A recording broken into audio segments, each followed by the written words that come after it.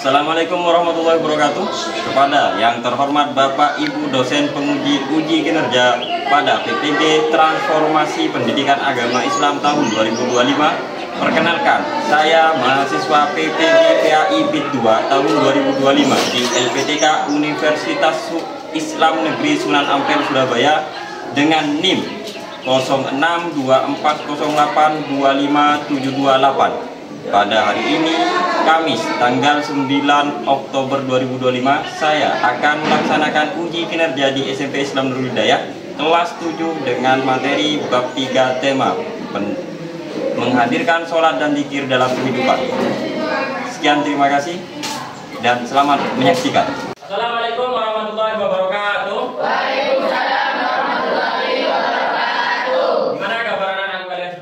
Kabar anak-anak semuanya? Baik. Masih semangat? Masih. Dong ya. Ya Pak. Di pertemuan pagi hari ini, ya mudah-mudahan kita diberikan berkah oleh Allah Subhanahu Wa Taala. Sebelum kita melanjutkan materinya, mari kita berdoa terlebih dahulu. Ya, untuk ketua kelasnya, Naila, mari pimpin doa.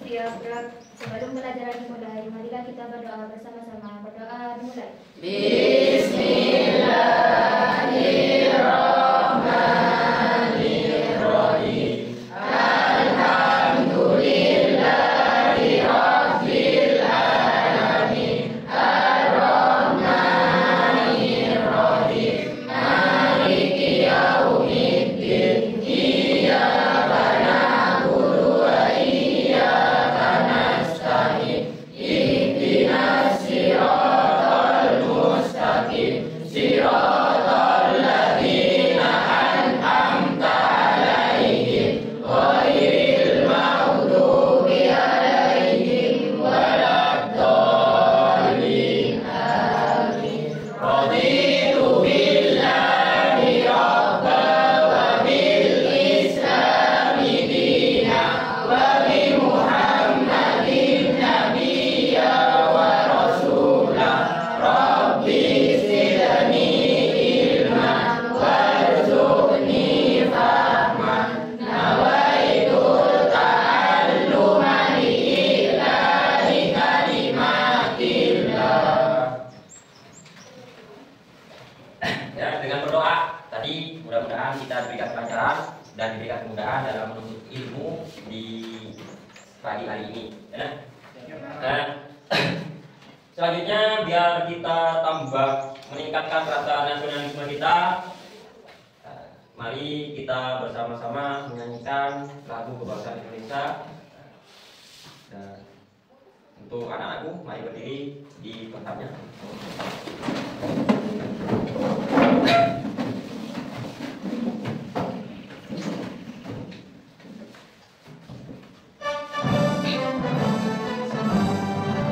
Indonesia tanah airku, tumpah darahku.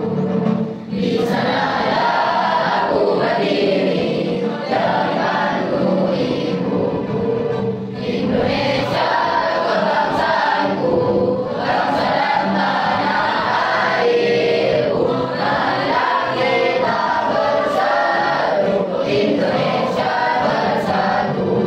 Di batanku, di luar negeriku, bangsaku, rakyatku semuanya. Bangsa jiwanya, bangunlah badannya untuk Indonesia Raya. Indonesia yang merdeka, merdeka, tanahku, negeriku yang ku cinta. Indonesia yang merdeka, merdeka, itulah Indonesia Raya. Indonesia yang merdeka, merdeka, tanahku, negeriku yang ku cinta. Indonesia yang merdeka, merdeka, itulah Indonesia Raya.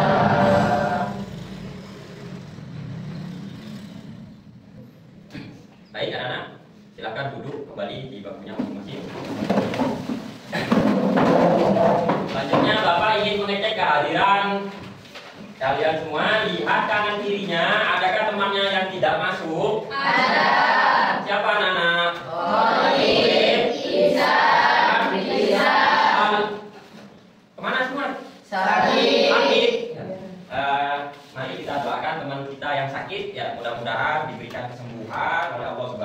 Ta'ala dan bisa kembali lagi berkumpul dengan kita di minggu yang akan datang, belajar lagi dengan kita berkumpul bersama.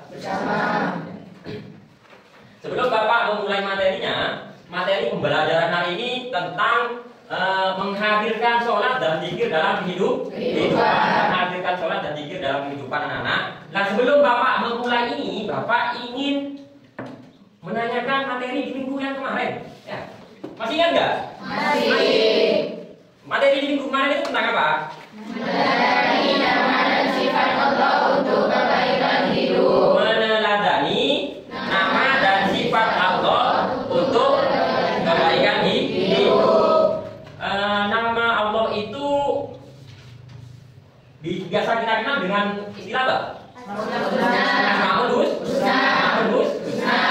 Asmaul Husna itu ada berapa? 99. Asmaul Husna itu ada 99. Di antaranya, coba sebutkan salah satunya.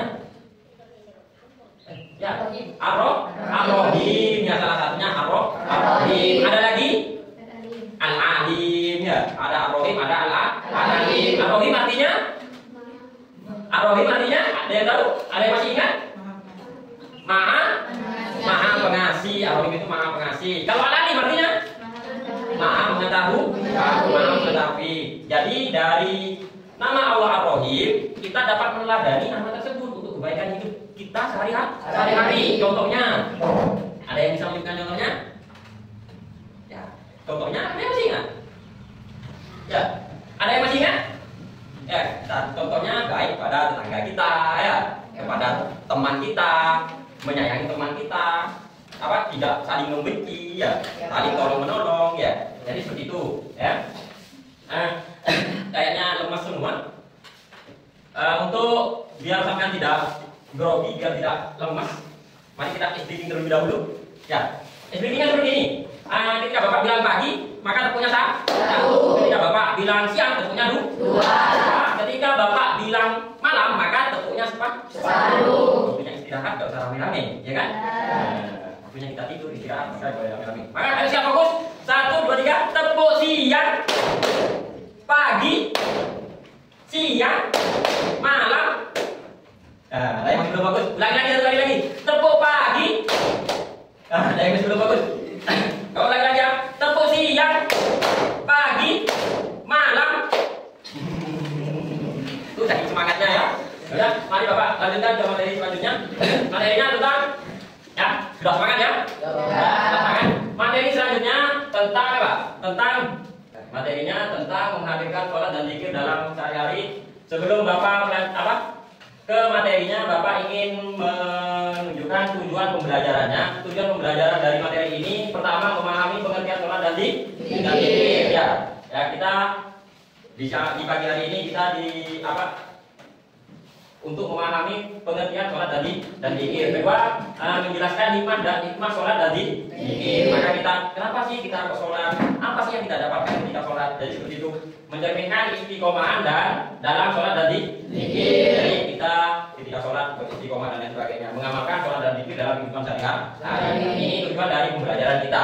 Nah, sebelum lanjut ke materinya, Bapak ingin menyampaikan mekanismenya pembelajaran ini. Bapak menggunakan metode apa? Diskusi. Maka Bapak sudah mengelompokkan sampean dengan kelompoknya masing-masing, dan nanti Bapak memberikan soal pada sampean. Nanti dari soal tersebut yang berkaitan dengan materi ini, lagi soal tersebut nanti sampean mendiskusikan dengan temannya. Setelah mendiskusikan nanti ada waktu untuk untuk mepresentasikan hasil dari diskusi di kelompok sampai. Nah, sebelum kita berdiskusi, maka terlebih dahulu kita tonton video pembelajaran ini. Bapak minta sampean untuk menghadap ke papan digitalnya, ya, untuk menonton video pembelajaran ini. Sampean simak, sampean pahami, ya, apa isi dari video ini. Isi dari video ini akan berkaitan dengan apa yang nanti sampean diskusikan. Assalamualaikum warahmatullahi wabarakatuh. Pendidikan agama Islam kelas 7, yaitu bab tentang menghadirkan sholat dan zikir dalam kehidupan. Sebelum masuk ke pembahasan, mari kita bertafakur. Kalian tentu sudah tahu bahwasanya agama merupakan fondasi hidup manusia sehari-hari, dan Islam sholat merupakan tiang agama. Maksudnya adalah sholat sebagai pilar penyangga yang mengokohkan keimanan. Zikir dimaknai dengan menyebut atau mengingat Allah Subhanahu wa Ta'ala. Oleh karena itu kita dapat menenangkan hati. Islam itu ibarat sebuah bangunan, syahadat sebagai fondasinya, sholat sebagai tiangnya, dan dakwah adalah atapnya. Al-Imam Baihaqi meriwayatkan sebuah hadis yang mana isi hadis tersebut seperti ini: sholat itu adalah tiang agama, maka barang siapa mendirikan sholat, maka sungguh ia telah mendirikan agama itu, dan barang siapa yang telah meninggalkannya, maka sesungguhnya ia telah merobohkan agama itu. Secara bahasa, sholat berarti doa atau cara berdoa untuk meminta permohonan kepada Allah Subhanahu wa Ta'ala. Kata sholat berasal dari bahasa Arab, yaitu sholu, yang merupakan turunan dari kata yusolli, sholatan. Sementara menurut istilah, sholat adalah ibadah yang meliputi ucapan dan peragaan tubuh yang khusus, dimulai dengan takbiratul ihram dan diakhiri dengan salam. Sholat merupakan ibadah yang wajib dilakukan oleh setiap muslim sesuai syarat, rukun, dan bacaan tertentu. Sholat diminta langsung oleh Allah Subhanahu wa Ta'ala melalui ayat Al-Quran surat Al-Ankabut ayat 45 yang bunyinya Bismillahirrahmanirrahim Utlu ma ujiya ilaika minal kitabi wa aqimis sholat inna sholata tanha 'anil fahsya'i wal munkar wa la dzikrullahi akbar wallahu ya'lamu ma tasna'un. Arti dari ayat tersebut berbunyi sedemikian: bacalah kitab yaitu Al-Quran yang telah diwahyukan kepada Muhammad dan laksanakanlah sholat, sesungguhnya sholat itu mencegah dari perbuatan keji dan mungkar. Dan ketahuilah, mengingat Allah dalam sholat itu lebih besar keutamaannya dari ibadah yang lain. Allah mengetahui apa yang kamu kerjakan. Sholat berdasarkan hukum pelaksanaannya itu dibagi menjadi dua, yaitu ada sholat fardu dan ada sholat sunnah. Sholat fardu itu sendiri terbagi menjadi dua, yaitu fardu ain dan fardu kifayah. Fardu ain adalah sholat yang diwajibkan untuk dikerjakan umat Islam yang mukallaf dan tidak boleh ditinggalkan atau diwajibkan.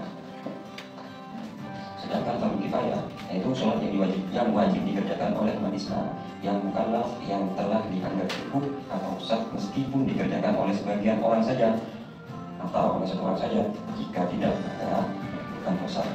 Selanjutnya sholat sunnah. Sholat sunnah juga dibagi menjadi dua, yaitu sunnah muakkad dan sunnah ghairu muakkad. Sunnah muakkad sendiri yang sholat sunnah yang dikuatkan atau sholat sunnah yang selalu dikerjakan Rasulullah SAW dan jarang ditinggalkannya.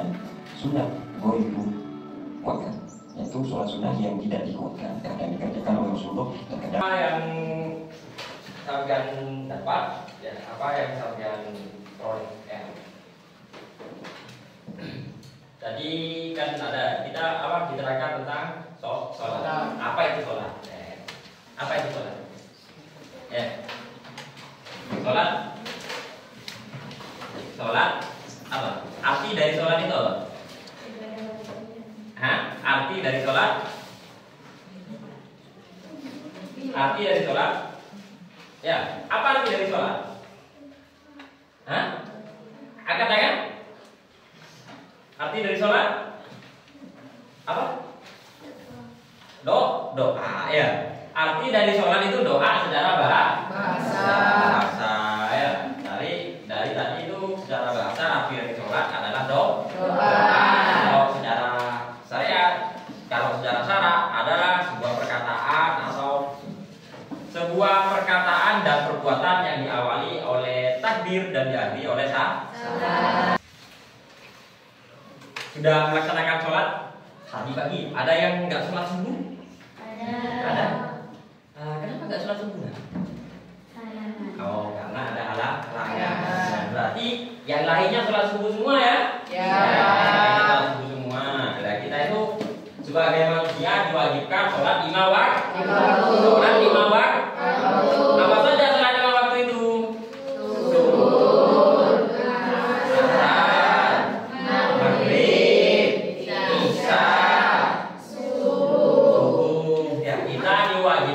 Untuk sholat 5 waktu, yaitu zuhur, asar, maghrib, isya, subuh. Ya. Bapak tanya Sehari berapa rakaat? 3. 3 rakaat. Ya. Nah, kalau sholat subuh 2. rakaat. 2 rakaat. Video tersebut kalian sudah memahami nggak? Sudah paham nggak? Ya, masalah zikir, masalah sholat, ya. Kenapa sholat itu kok penting bagi diri kita, ya kan? Tadi sudah dijelaskan di video tersebut. Nah, selanjutnya Bapak ingin membagikan tugas kelompoknya masing-masing, dan tugas ini Bapak lipat. Tugas ini nanti sampean buka apa pertanyaan apa yang perlu sampean diskusikan dengan kelompoknya. Ya. Kelompok sini kelompok 1 tugasnya, kelompok 2 ya. Kelompok 2. Kelompok 2, kelompok 3 dan kelompok 4. Ya, sebelum dibuka, Bapak ingin menjelaskan mekanismenya. Sampean nanti diskusikan dengan teman sampean apa yang jawaban dari pertanyaan Bapak yang ada di lembaran itu, ya. Sampean bisa membuka buku paket atau buku LKS atau media pembelajaran sampean yang ada, atau sampean bisa cari di Bisa cari di Google, ya. Pakai media digitalisasinya, dan diskusikan dengan teman-temannya. Mari dibuka masing-masing. Ya, buka di kelompok 1 apa? Macam-macam zikir, ya. Nah, berarti macam-macam zikir tersebut nanti sampean akan diskusikan dengan teman-temannya. Kelompok 2 tentang dimulai diskusi kelompoknya tentang di sini. Macam-macam zikir tak tulis ada kan, ya. Tentang apa ini? Sholat. Ini presentasikan ke depan hasil dari diskusi kelompoknya. Perwakilan saja atau semuanya nggak apa-apa? Perwakilan saja. Mari ke depan. Ini kita saksikan kelompok 1 mendiskusikan, mempresentasikan hasil diskusinya. Ya.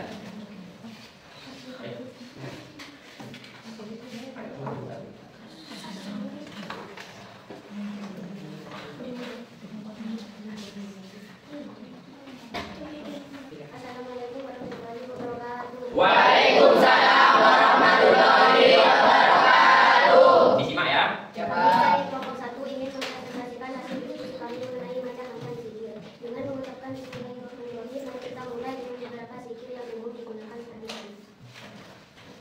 Zikir yang umum digunakan sehari-hari. Zikir yang pertama yaitu mengucapkan subhanallah, bisa dibaca 33 kali. Makna dari zikir tersebut yaitu memuji Allah. Zikir ini digunakan untuk membersihkan hati dan pikiran dari segala bentuk kesyirikan dan kejahatan.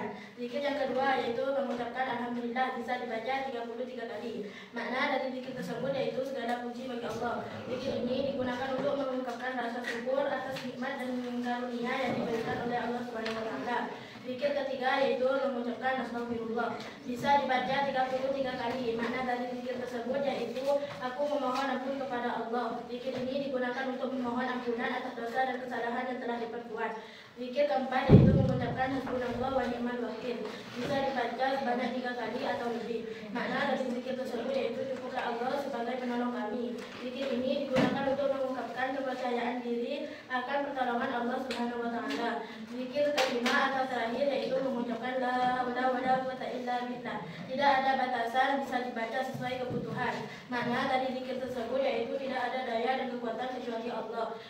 Zikir ini juga digunakan untuk mengungkapkan kesadaran akan kelemahan diri dan mengandalkan kekuatan Allah Subhanahu wa taala. Sekian presentasi dari kami. Mohon maaf bila masih banyak kekurangan dalam penyampaian atau kesalahan-kesalahan yang mungkin terjadi. Semoga dengan mengamalkan zikir-zikir tersebut kita semua menjadi dekat dengan Allah Subhanahu wa taala. Terima kasih atas perhatian dan partisipasinya. Wassalamualaikum warahmatullahi wabarakatuh. Waalaikumsalam warahmatullahi wabarakatuh. Nah, dari kelompok 1 tadi ada beberapa macam zikir yang disebutkan. Paham nggak teman-temannya? Paham. Ya. Nah, mungkin kelompok 1 bisa menyebutkan kesimpulannya. Dari semua zikir tersebut, apa? Kesimpulan dari semua zikir tersebut adalah apa? Ada yang tahu? Ya. Ada yang tahu?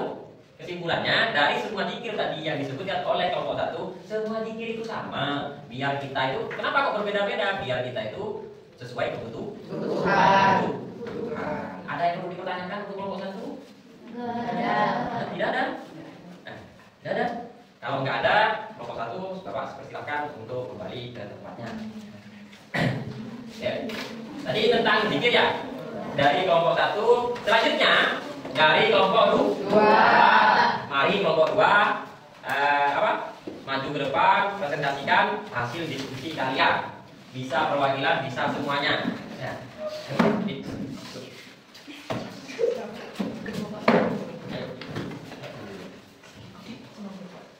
Ayo. Oh, berdua-dua, yang sisanya nunggu di belakang. Nah, monggo presentasikan. Assalamualaikum. Nanti kalau disimak ya, belum dimulai ya. Disimak. Kalau ada pertanyaan silakan dipertanyakan. Monggo. Assalamualaikum warahmatullahi wabarakatuh. Waalaikumsalam warahmatullahi wabarakatuh. Kami dari kelompok 2 ingin mempresentasikan hasil diskusi kelompok kami mengenai tentang hikmahnya sholat. Hikmahnya sholat adalah peningkatan ketaatan dan kedekatan kepada Allah Subhanahu wa Ta'ala, mencegah perilaku buruk dan keji atau mungkar, melatih disiplin dan tanggung jawab, memberikan ketenangan jiwa serta memberikan manfaat kesehatan fisik melalui gerakan sholat. Berikut beberapa hikmah sholat yang harus kalian ketahui. 1. Mencegah dari perbuatan maksiat dan kemungkaran. 2. Sebagai cahaya bagi orang-orang yang beriman, yang memancar dari dalam hatinya dan menyinari ketika di padang mahsyar pada hari kiamat. 3. Menjadikan kebahagiaan jiwa orang-orang yang beriman serta penyejuk hatinya. 4. Menghapus dosa-dosa dan melebur segala kesalahan. Salat mencegah dari perbuatan keji dan mungkar, membantu hamba menjauhi hal-hal yang dilarang Allah Subhanahu wa Ta'ala. Sekian presentasi dari kelompok 2. Kami ucapkan terima kasih, kurang lebihnya mohon maaf. Wassalamualaikum warahmatullahi wabarakatuh. Waalaikumsalam warahmatullahi wabarakatuh. Itulah presentasi dari kelompok 2. Tentang apa? Tentang hikmahnya sholat. Jadi hikmahnya sholat itu banyak. Ya, pertama tadi yang disebutkan oleh yang sudah disebutkan oleh kelompok 2. Ya, mungkin ada yang perlu dipertanyakan dari hasil diskusi kelompok 2. Monggo dipertanyakan, nggak apa-apa. Monggo terus. Ayo. Ada? Ya. Ayo, ada yang dipertanyakan? Ada yang perlu dipertanyakan? Ya. Jadi dengan hikmah sholat tersebut mencegah dari perbuatan maksiat dan mungkar apabila dikerjakan secara sungguh-sungguh dan secara khusyuk ya. Nah, kita harus sholatnya ya harus sungguh-sungguh, sholatnya harus khusyuk ya. Nah, udah? Nggak ada yang perlu dipertanyakan? Nggak ada. Nah, silakan untuk kelompok 2 kembali ke tempat duduknya.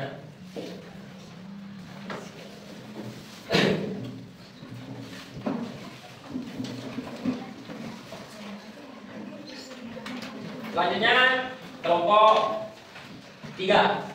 Selanjutnya kelompok 3. Mari kelompok 3 maju ke depan, bawa hasil dari diskusi kalian, lalu presentasikan di depan.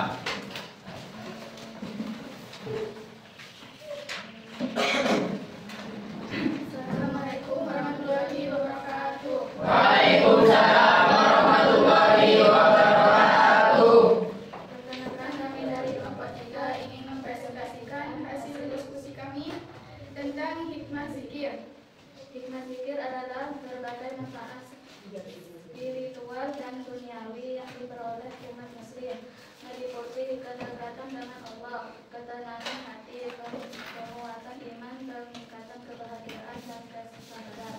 Berikut beberapa yang harus kita ketahui. 1.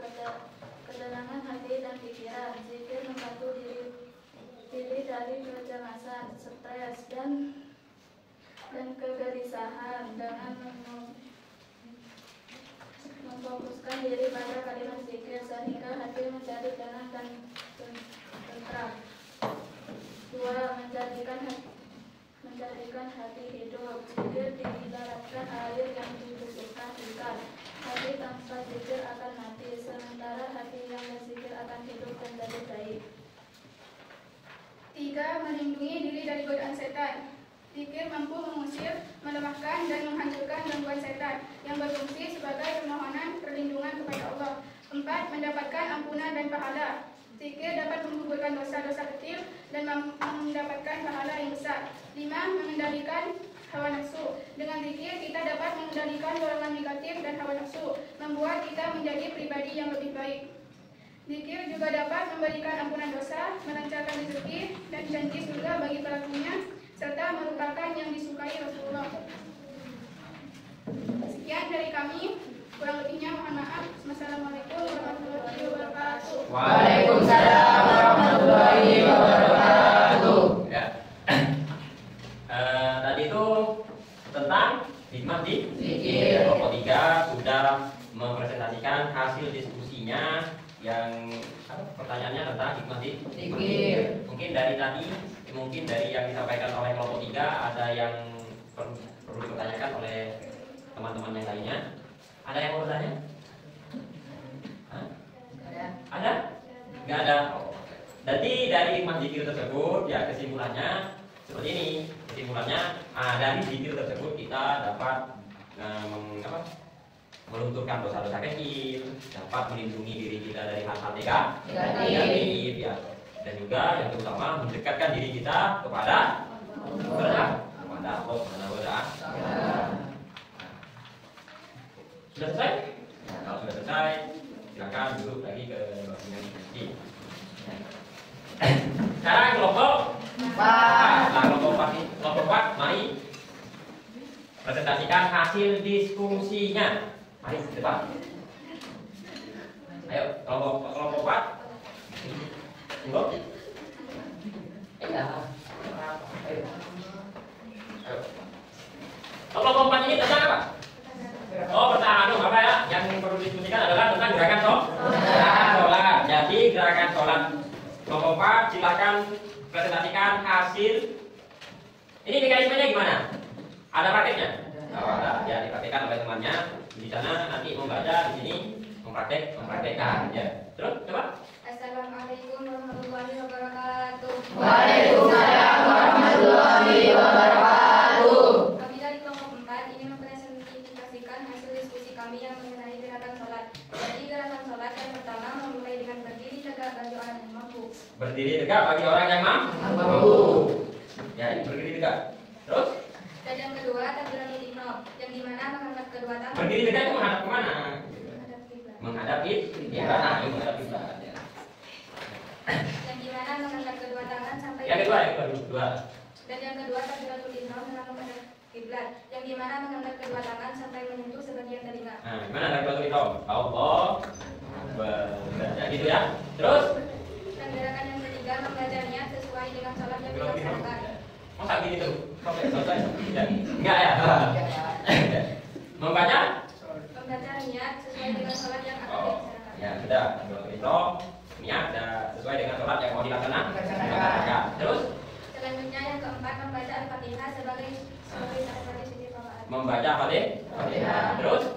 Dan yang kelima ruku. Ruku ialah membungkukkan badan dengan posisi punggung lurus dan tangan di Nah, atas. ini gerakan ruku. Ya, memposisikan tangan di lutut. Ya, apa punggung sejajar dengan kepala. Ya, ini.